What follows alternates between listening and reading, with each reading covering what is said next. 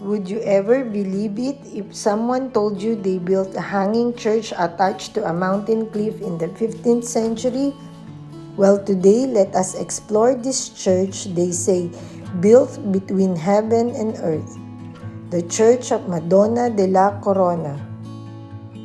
It is 46 kilometers from Verona and 37 kilometers from Lake Garda. There is a parking lot before entering the area of the sanctuary.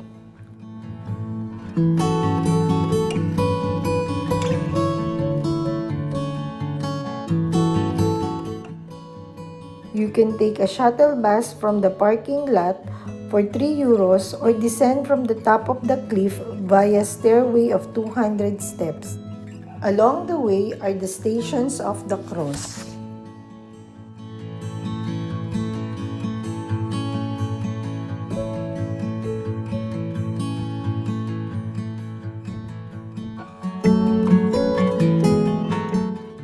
The first view of the sanctuary of Madonna della Corona is simply breathtaking.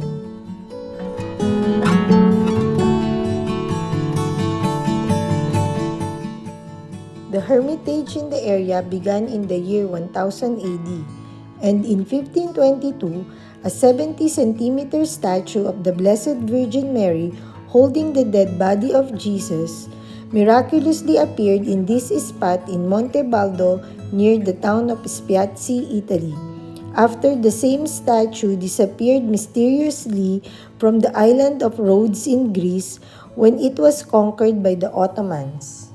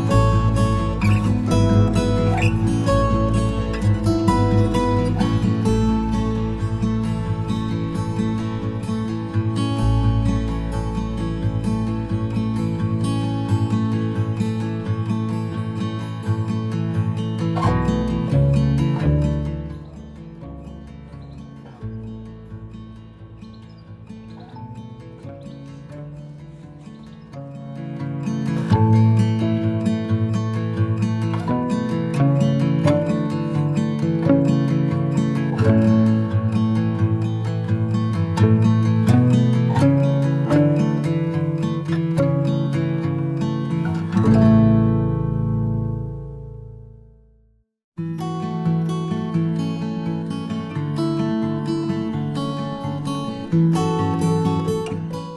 replica of Scala Santa, the holy stairs that was brought by Saint Helena from Jerusalem to Rome in the 4th century.